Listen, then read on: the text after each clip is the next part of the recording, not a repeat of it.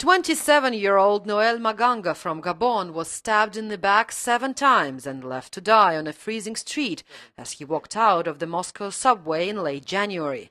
A student at Russia's People's Friendship University, he is now being treated at Moscow clinic, undergoing a painful recovery. He suspects his attackers belonged to one of Russia's ultra-nationalist groups, and he wants the government to do something about it. Safety is not 100% guaranteed in any country, that's clear. But what I would ask from the Russian government, I would ask that the government understand and know about what's going on. The aggression against the foreigners, the Africans, Asians, etc. The government should explore why there is such an aggression and find a way, maybe by recruiting more people, to put them in place to assure the safety of foreigners in the country.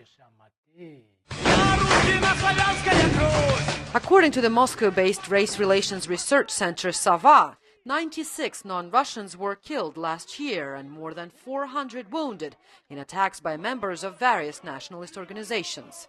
Alexander Verkhovsky is the director of SAVA. He says the number of hate crimes far outweighs the number of prosecutions and convictions. It's a very serious disproportion.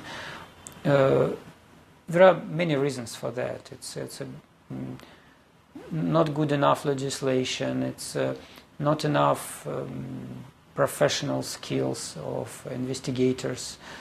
Sometimes some police officers sympathize more or less to these neo-Nazis and prefer maybe not to collaborate with them, but to investigate something else instead of these crimes. Still, some do get punished. Members of a group who uploaded this video of their attacks were convicted of killing 18 minorities in December.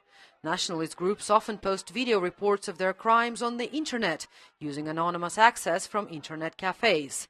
This video, for example, shows the apparent murders of 2 migrant workers from Central Asia.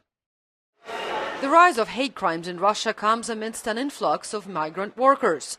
Analysts say from 5 to 12 million migrants from the former Soviet republics are working in Russia today, most of them illegally.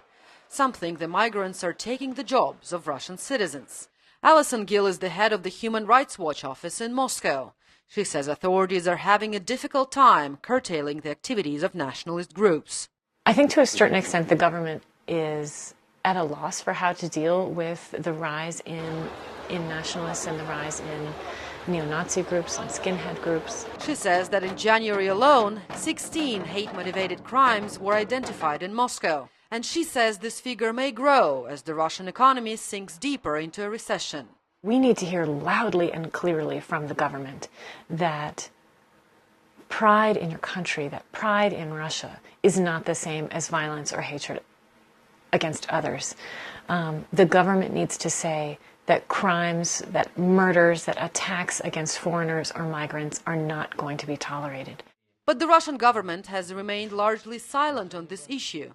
Instead, in December, Prime Minister Vladimir Putin recommended the number of migrant workers from the former Soviet states working in Russia to be cut in half in response to the global financial crisis.